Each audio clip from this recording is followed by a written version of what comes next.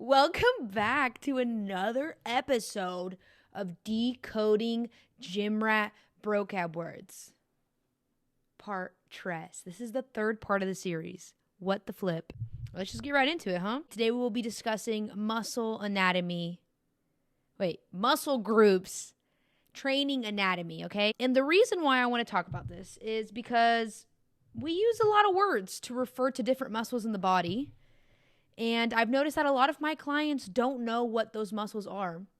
And I think that if you know what the muscles are and you know where they live, you can make better gains because you understand what muscles do what and what exercise are hitting what muscles.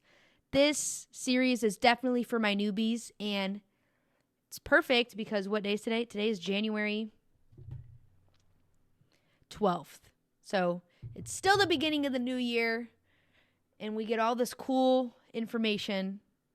And I feel like one of the first things that you should learn when you're getting into the gym is what the heck am I training? What are muscles? Where do they live? So here's a little overview of the Brocab words we will be going over. We're going to break it up. So we're going to talk about lower body first, then we'll go into upper body, and then we'll go into two key terms that I haven't talked about yet that involve, I felt like it fit into this video and they're important terms to know. So let's get into it. Lower body. So the glutes, I feel like everyone already knows what the glutes are. The glutes are the round things that we sit on, the butt, okay? Then you have the quads. The quads are the front part of the leg. Oh, hey. And then the back of the leg, that's your hammy.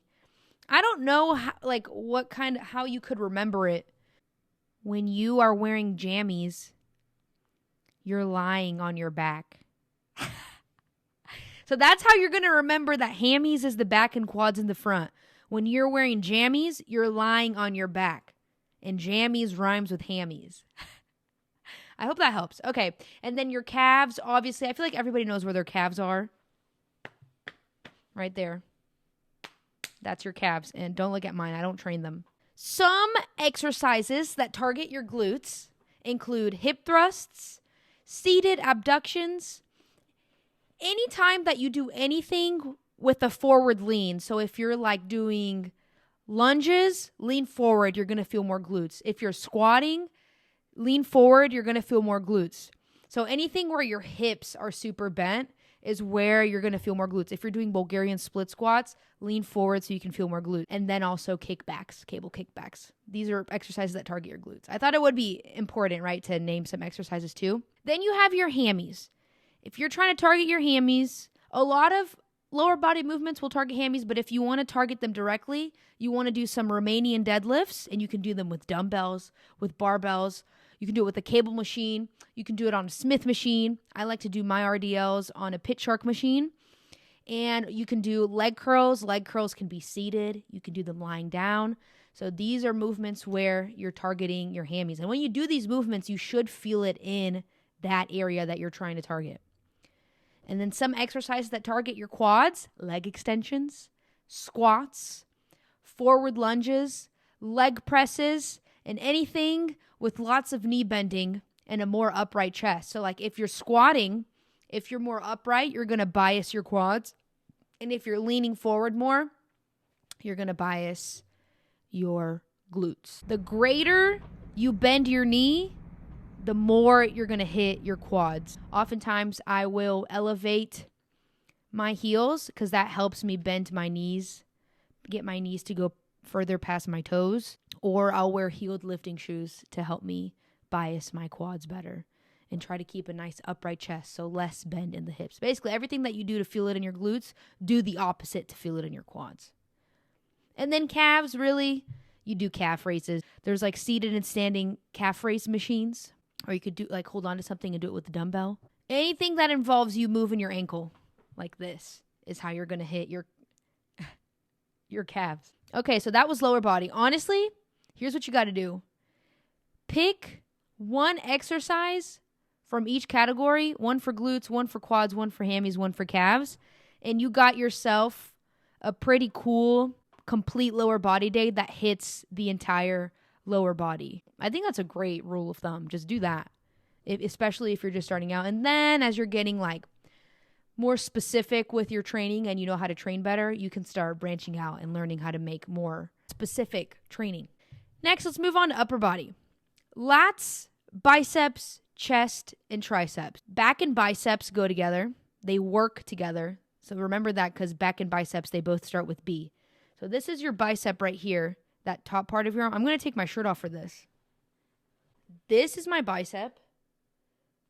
This is my tricep. Okay? This right here are my lats, and your lats and your biceps work together. So anytime you do a back movement, they're going to be working together. And then your chest is right here, obviously where your boobies are. And your tricep is back here, the back of your arm. And your chest and your triceps, they work together. So any chest movement that you're doing, your triceps are also involved. So let's talk about some exercises for each movement, for each muscle. So lats, straight arm pull downs are going to be great for hitting your lats. And pulling low on your belly button, I've heard, helps target the lats, okay? So when I think about I want to train my lats, I'm pulling to my hip and I'm pulling to my belly button. And then if you want to train your upper back, right, or your mid back, pulling to your chest and pulling a little bit higher, like pulling to your stomach and higher, is how you hit your upper back. Personally, I've never been super specific with my back training. I just pull and I hope for the best. I just do exercises that make me feel it in my back and I hope for the best. I've never been as specific with where I pull just because I don't care as much about making my back jacked or being necessarily like as jacked as possible in my back. I just train my back so that my waist looks snatched, okay? Oh, that kind of rhymed. And then bicep, anything that hits your bicep right first, any back movement is going to hit your bicep also. But more specifically, if you want to target your biceps more specifically, bicep curls. They're the preacher curls. Hammer curls. You can do any type of curling movement with dumbbells, cables, or machines. So anything that involves bending your elbow, you're going to be hitting your biceps. To feel your chest, any movement where you're doing some type of press or any movement where you're doing some type of fly is going to be targeting your chest. So yeah, anything involving squeezing your boobies together at the top, like a fly, or stretching your boobies at the bottom. So that would be like a press. So like think about how, if you do it right now, like sitting in your chair, try to pull your elbows as far back as you can. You're going to feel a stretch in your boobies. That's how you know you're targeting your chest. And then triceps, anything that involves extending the elbow, so making your arm straight, you're going to be hitting triceps. So tricep extensions, you can do like overhead tricep extensions. Ooh, ooh. Or you can do tricep push downs. They're going to be targeting your triceps. More upper body stuff. Let's talk about the delts, which is basically just the word for the shoulder. The traps, which is the word for this thing right here that makes you look super jacked, like a Hulk smash. Your spinal erectors are basically all of the musculature around your spine, right? Basically, if you have strong spinal erectors, you're going to have that like nice deep back line that people seem to be after. And then, like this picture shows, she's showing her abs, okay? And then your core is all of the deep musculature that holds your organs in place, okay? So actually, your spinal erectors are a part of your core. Your back is a part of your core. Your glutes are a part of your core. These are all things that like hold your upper body together. Your abs are a part of your core, and then your deep, like transverse abs are a part of the core. And you train abs differently than you would train core. So like I always say, I don't really train abs because I don't care to have a six-pack. But lifting weights in the gym, if you're like bracing your core correctly, you should be training your core when you lift weights, which is pretty cool. So I feel like I have a pretty strong core, not because I train it specifically, but because I lift weights. And like if you're doing chin-ups, you're using your core. Like you need to have a strong core to do that. So yeah, in your delts, your shoulders, there's the front delt, the side delt, and the rear delt. And you train those doing different exercises. Okay? So to target your delts, you're going to do some type of press or you're going to do some type of lateral raise. That's what targets your shoulders. Lateral raises target more side delt.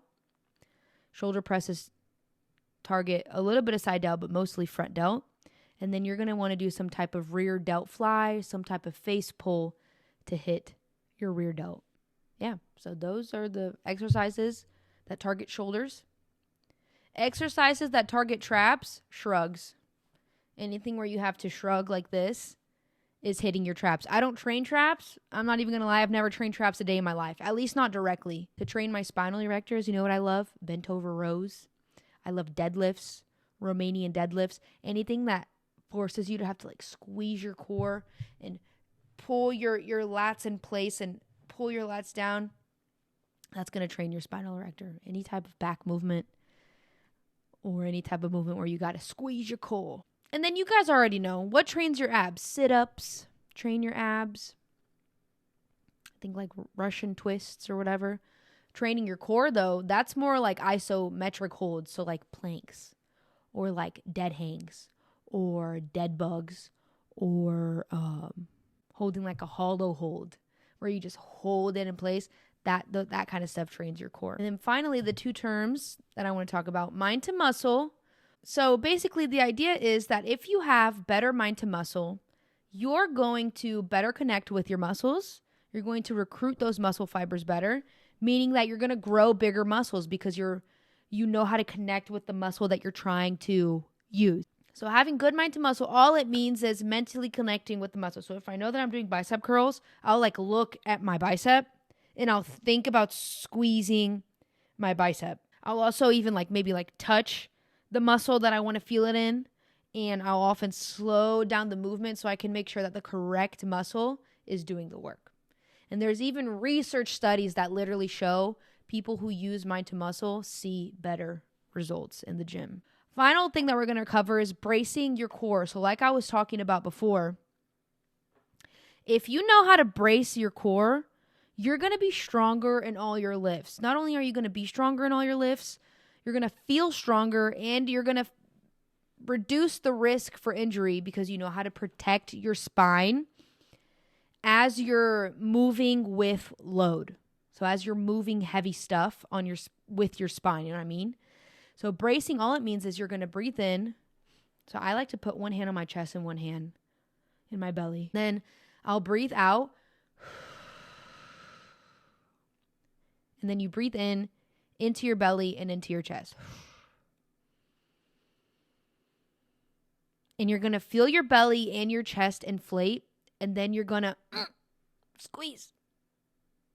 And I don't know how to explain the squeeze other than like you're pushing out a poop. Oh, no, I have a better. Or like you're bracing, like pretend someone's about to punch you and brace. Like brace as if someone's about to punch you. That's what you do when you lift. And what bracing does is it creates intra-abdominal pressure. And that makes basically our bodies more rigid so we can produce more force. So you brace your core when you do big compound movements like squatting, like deadlifting, like hip thrusting. I even brace my core when I'm doing shoulder press and chest press. So yeah, bracing is basically a way to feel immediately stronger and more capable in the gym and to see more gains. Those are all of the muscle groups that I have for you today, or at least the ones that we use the most and talk about the most in the gym community and the ones that we train the most. And I hope this was helpful to you. I'm starting to feel like this video is kind of like boring and I don't even know how I'm going to pull this one off. But I hope this was helpful to you. If you like this video, please give it a like. Send it to someone who might find this helpful. Subscribe if you're into that. And don't forget to ding, ding, ding.